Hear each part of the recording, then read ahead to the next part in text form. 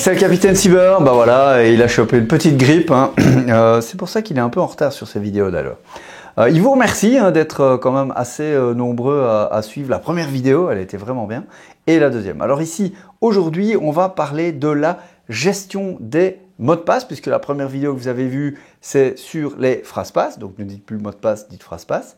On a vu ensuite comment augmenter la sécurité avec l'authentification multifacteur, et puis maintenant on se dit, bah, tiens, ce serait bien de pouvoir gérer tous ces mots de passe. Donc on va travailler avec ce qu'on appelle un coffre-fort numérique et c'est l'objet de toute cette vidéo. Donc bref, un gestionnaire de mots de passe sécurisé. Et donc restez jusqu'à la fin parce que qu'est-ce qui va se passer? Eh bien, on va parler de KeePass et on va installer ensemble un logiciel. Et là, je vais vous prendre par la main et on va pouvoir aller étape par étape à la fin de la vidéo. Mais pourquoi avoir un gestionnaire de mots de passe? Tout d'abord pour alléger votre mémoire, parce qu'à l'heure actuelle, on vous demande des mots de passe pour tout. Vous allez au Quick, un mot de passe, au McDo, un mot de passe, au Burger King, un mot de passe, voilà, la poste, un mot de passe, la banque, un mot de passe, l'école, un mot de passe, le gouvernement, un mot de passe, le boulot, un mot de passe, et ainsi de suite, et j'en passe. Donc, ça va alléger votre mémoire. Ça, c'est le premier truc. Deuxième chose, c'est que vous allez rentrer sur toutes vos applications en une fois, puisque vous aurez un seul mot de passe ou phrase passe pour ceux qui ont vu la vidéo 001 à retenir. Et c'est ça l'intérêt, parce que vous allez gagner du temps. Et donc, vous allez pouvoir gérer tous les passes, tous les mots de passe, les phrases passe des enfants, de la famille, même peut-être des grands-parents, et vous, le boulot éventuellement aussi. Donc, vous allez pouvoir bien segmenter et avoir un historique de tous les mots de passe que vous avez pour toutes vos applications, pour votre télé, pour vos téléphones, pour vos PC, pour les applications en ligne. Bref, un petit outil magique, Sésame, ouvre-toi, et puis bien sûr, c'est fait pour. Donc, pourquoi utiliser ça? Parce que ça a été développé par des professionnels et c'est mieux que d'utiliser le petit carnet, on verra, ou Word et ainsi de suite. Vous avez vraiment un logiciel qui va gérer tous vos mots de passe et protéger toute votre famille. Alors, pour les TPE et les PME, les TPE et les PME, oui, ici on est en Belgique, donc on met des « et » à la fin des « e », c'est normal, vous inquiétez pas.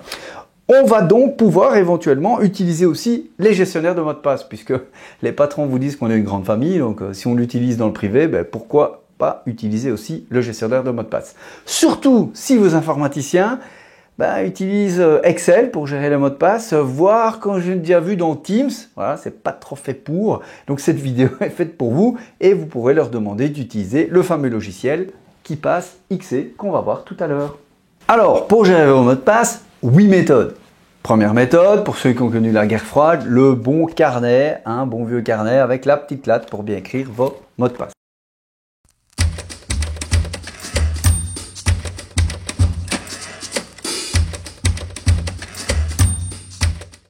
Attention, cette méthode est peu recommandée parce que si on tombe sur votre carnet ou qu'on le photographie ou qu'on part avec, vous perdez tous vos mots de passe. Bien sûr, je ne suis pas obligé de vous pousser vers le numérique, ok?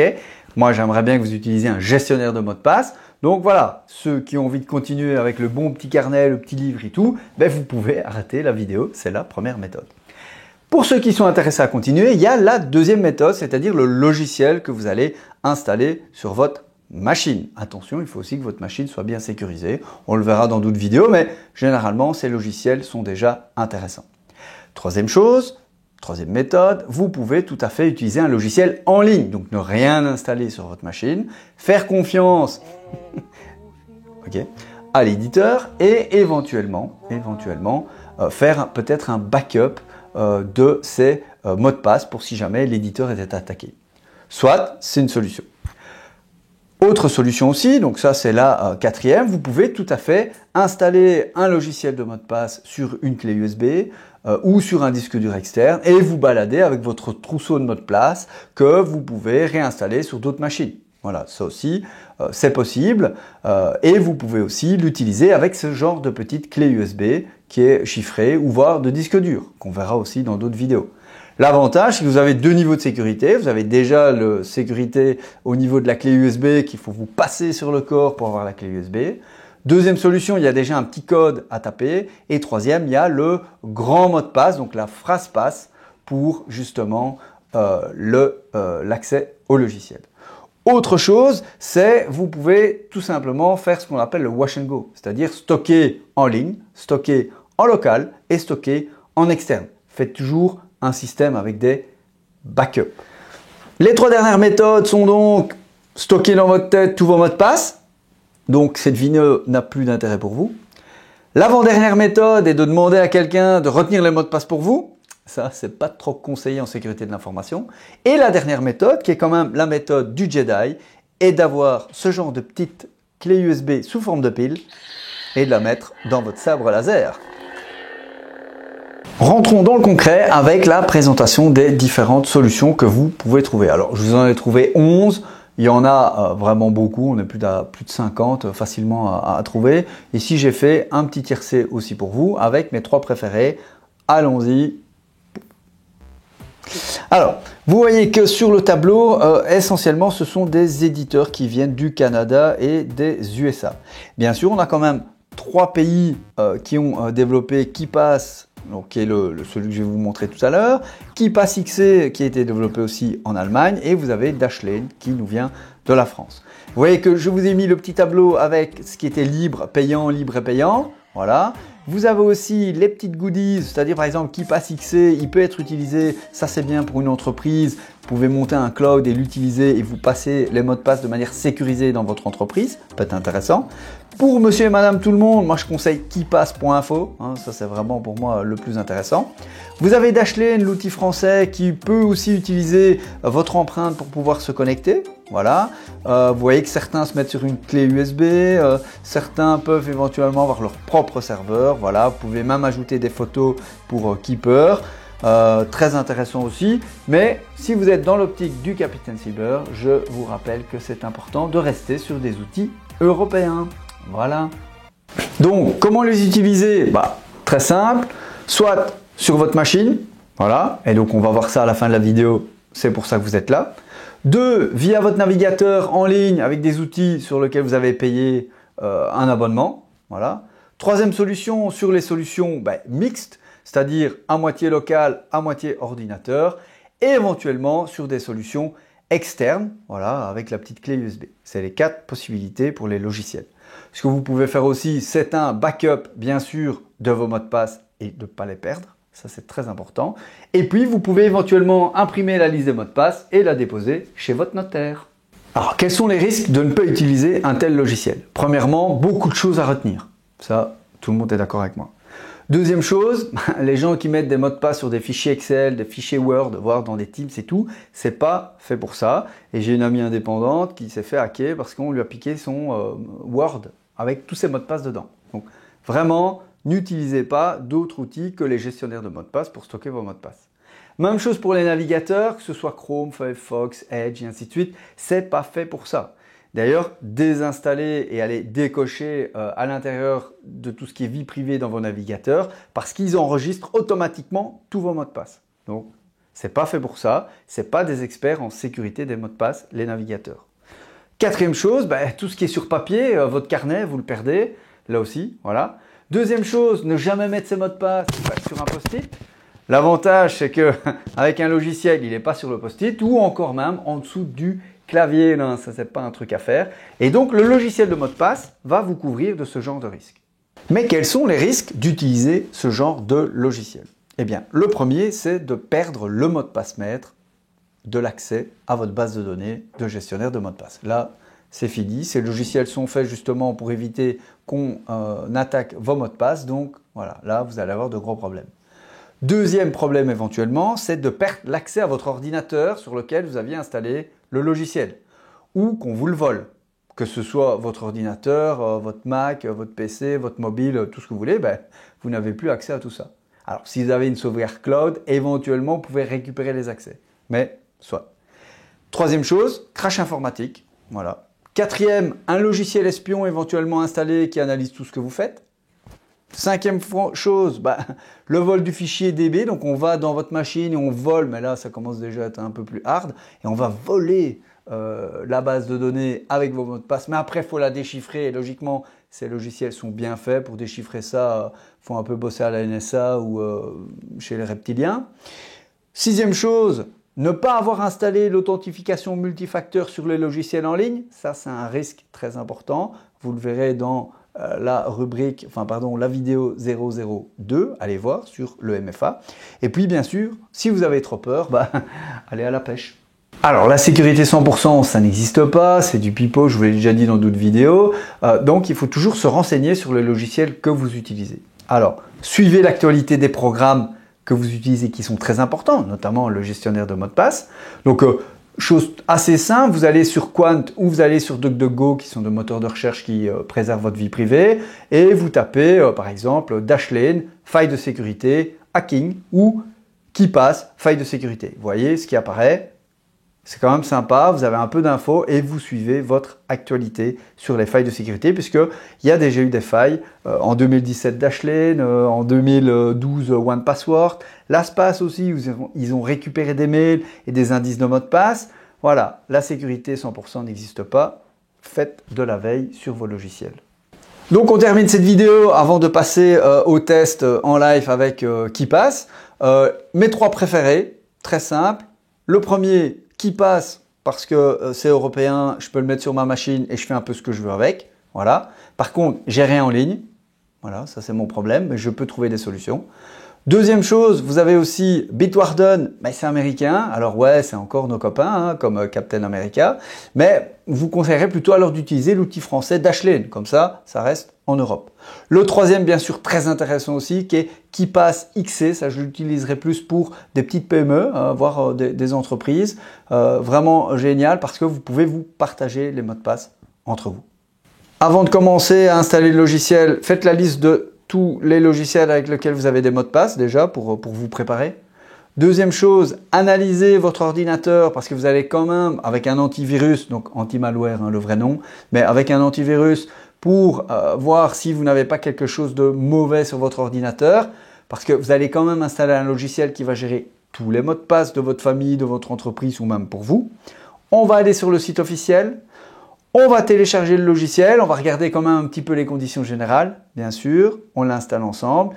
Et puis, n'oubliez pas de cacher le petit icône de KeePass sur votre bureau, comme ça on ne sait même pas que vous l'utilisez, si quelqu'un passe et regarde. Donc, c'est parti. Et bien voilà, nous voici dans le bac à sable. Donc vous voyez, c'est une bac à sable Windows, une petite vidéo, on va faire ça la prochaine fois. Ça permet de tester le petit logiciel et tout, et d'éviter de tout casser sur sa machine.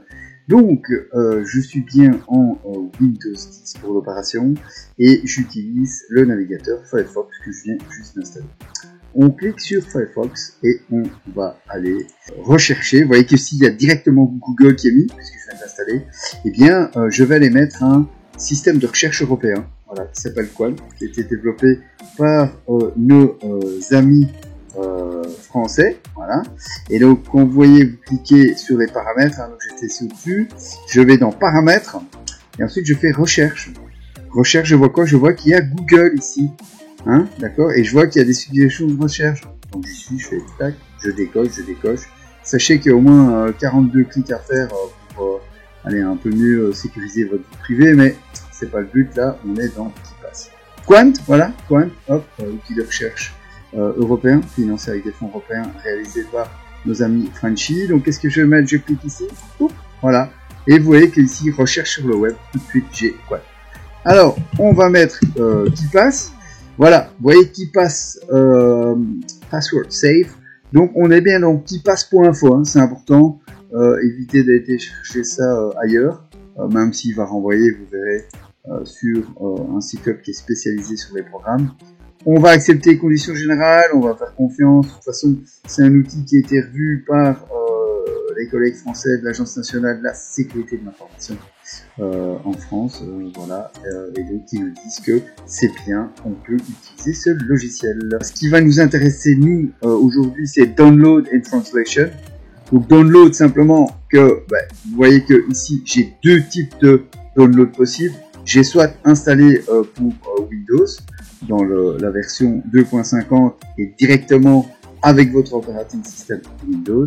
Et puis je peux éventuellement avoir ce qu'on appelle le portable.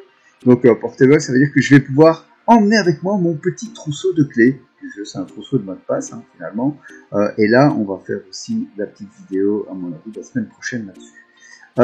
On a aussi un onglet intéressant qui est Translation, parce que vous voyez que tout est en anglais, hein, majorité des outils quand même, et il y a quand même notre ami Ronan Plantec, voilà, c'est breton ça, hein. Voilà, donc encore un grand merci à lui, et vous voyez qu'il a traduit, et il y a toute une série d'autres langues, donc faites-vous plaisir.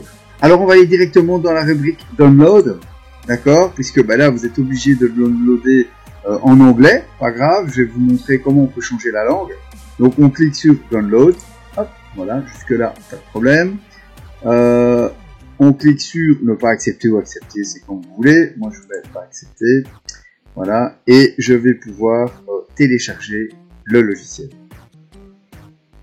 Voilà, le logiciel est téléchargé, voyez ici au-dessus, hop, en .exe, donc ça veut dire que c'est un exécutable, je clique dessus, voilà. Il me propose directement l'anglais ou le français. Alors, même si on met le français, apparemment, on va voir, on va faire le test ici. Ça va arriver en anglais. On va voir. Hein. Voilà, on y va. Ici aussi, attention, vous pouvez créer une icône sur votre bureau ou dans la barre de lancement rapide. Donc, c'est-à-dire ici, le bureau, ben, ça va venir sur l'image. Regardez, on va retirer ici. Voilà. Alors, nous, on va pas le faire. Pourquoi? Parce que ben, on part du principe que c'est bien de ne pas montrer qu'on a ce logiciel-là. Voilà. Bon, c'est un secret de Polichinelle, mais quand même. On clique là-dessus, on fait installer. Voilà. Et donc, en effet, vous voyez que l'installation se passe en français. Voilà, vous voyez la petite feuille exécutée qui passe. Hein, il dit qu'il a terminé. Vous pouvez aller sur les plugins. Bon, moi je vous conseille de l'exécuter simplement. Voilà. Alors ici c'est important, il vous demande si vous voulez faire les updates ou pas. Alors je sais bien qu'il y a des geeks, ils sont plutôt pas à faire les updates et checker tout eux-mêmes. Bon ici c'est pour monsieur et madame tout le monde, donc on va bien sûr faire les mises à jour du logiciel, c'est quand même super important. Hein, voilà, et vous voyez que le logiciel est quand même en anglais. Donc on va retourner sur le site, voilà. Et vous voyez que dans le site, il y a Translation, ok. On clique sur Translation, on retourne voir ce que notre ami Ronan a fait. Vous voyez qu'il y a 2.50, c'est la version actuelle et plus. On clique dessus, voilà. Il va nous proposer de télécharger, donc il télécharge. Hein, donc logiquement, ça se met directement ici. Vous voyez que ici vous avez qui passe 2.50 French-basic. On clique dessus, voilà. Et on va copier ce fichier. Donc on clique dessus une seule fois. Voilà, on fait clic droit, copier, copie, d'accord. Et on va dans son PC. Alors, dans son PC, on va dans Local Disk. On va dans Programme File. On va dans KeePass Password Save 2. Voilà.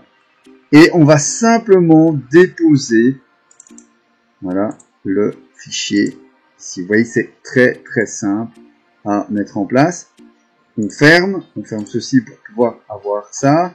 On va dans View, ok, vous voyez, il y a File Group View, change language, on y va. Et vous voyez que français, hop, est toujours là. On met oui, donc il va nous demander d'installer tout ça et de relancer le programme. Et vous voyez, vous avez votre programme de gestionnaire de mot de passe en français. Bon, jusque là, facile. On va aller dans fichier, vous voyez qu'il y a fichier, groupe, entrée, rechercher, affichage. Voilà, avec toute une série d'informations, outils, hein, d'accord. Vous pouvez aussi générer des mots de passe de manière rapide. Ce qui va nous intéresser ici, parce que après, bah, vous pouvez faire ça comme des grands, c'est créer nouveau. Voilà, je vais créer une nouvelle base de données. Il vous dit que c'est important de les stocker, de ne pas les perdre et tout, et de créer des sauvegardes. Ah ouais, voilà. Et vous allez voir qu'on va créer aussi un mot de passe maître. Voilà, ici il me propose de créer le fichier CKDBX.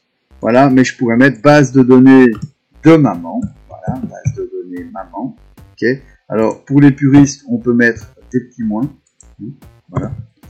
Simplement pour lier, et on n'est pas obligé de mettre des accents, on peut le faire à l'ancienne, comme ça, voilà, on clique, hop.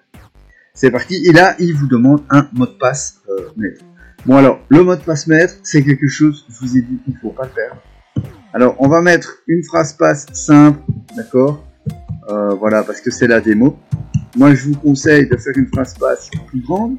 Mais là, ici, vous voyez que il vous dit directement, je suis à 16 caractères, je suis à 87 bits. Et on va voir ce que j'ai mis. Très facile. / j'aime 200 kiwi plus. Voilà. Voilà. Et 16 caractères. Et vous dites que la qualité peut encore être upgradée. Ok. Il y a des options d'experts, ça c'est plus pour les geeks. Donc n'hésitez pas à aller voir la vidéo sur la création des phrases passe pour augmenter ce niveau. Et pour nous, on fait ça. C'est parti. Vous voyez qu'ici il me demande le nom de la base de données. Mais imaginons que c'est la base de données maman. Voilà. Donc les données de maman. Voilà. On va mettre un utilisateur par défaut éventuellement pour toutes les nouvelles entrées. Vous n'êtes pas obligé, d'accord. Donc voilà, et vous pouvez le personnaliser. Voilà, et la couleur de maman, ce sera par exemple le mot. Voilà, on y va. Pouf. Il vous dit qu'il faut imprimer une feuille de secours. Ok, ça c'est super important.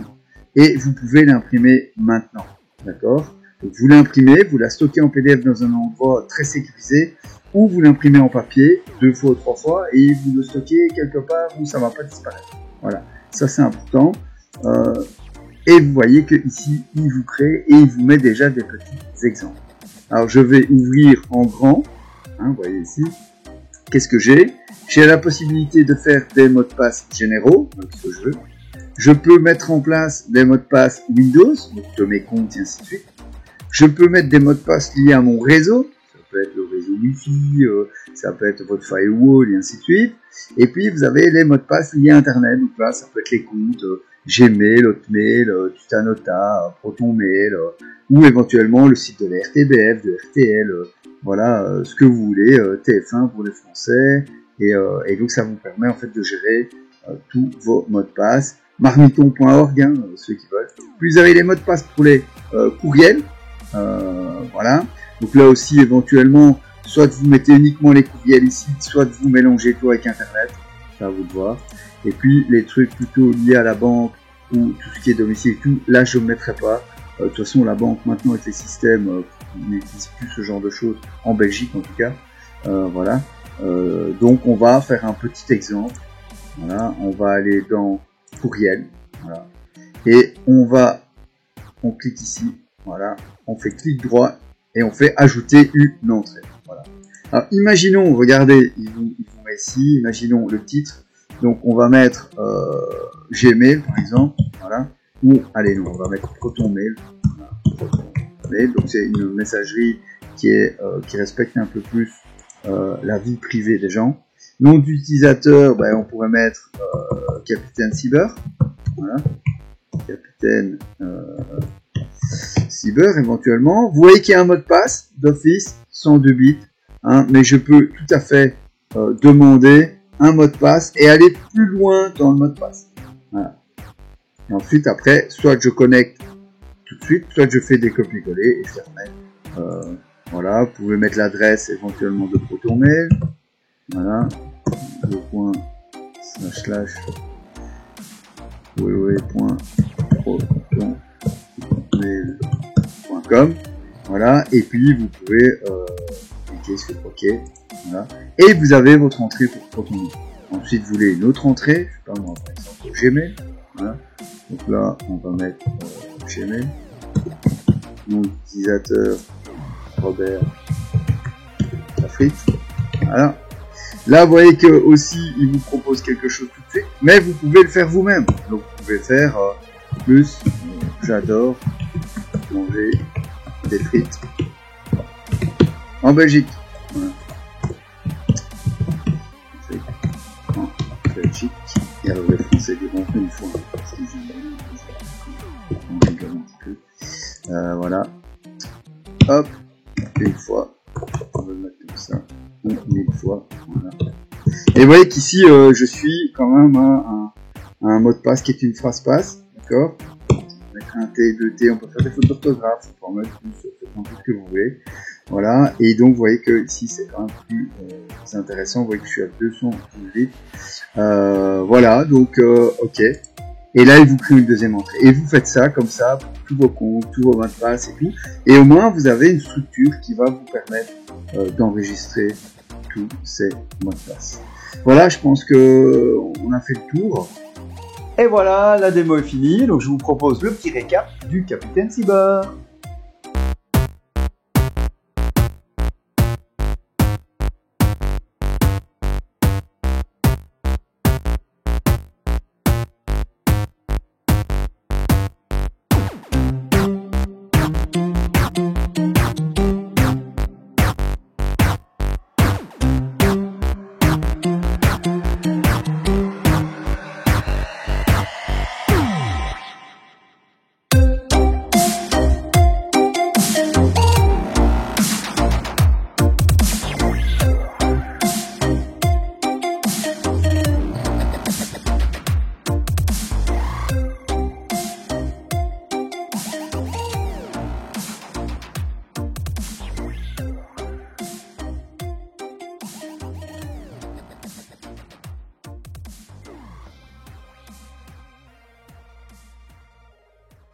Voilà, vous savez comment protéger vos mots de passe, vos phrases passe. Donc, qui passe pour monsieur et madame tout le monde, qui passe XC pour les petites organisations et les petites entreprises. Et puis, n'oubliez pas qu'en matière de cybersécurité, tout s'entrecroise. À tout bientôt.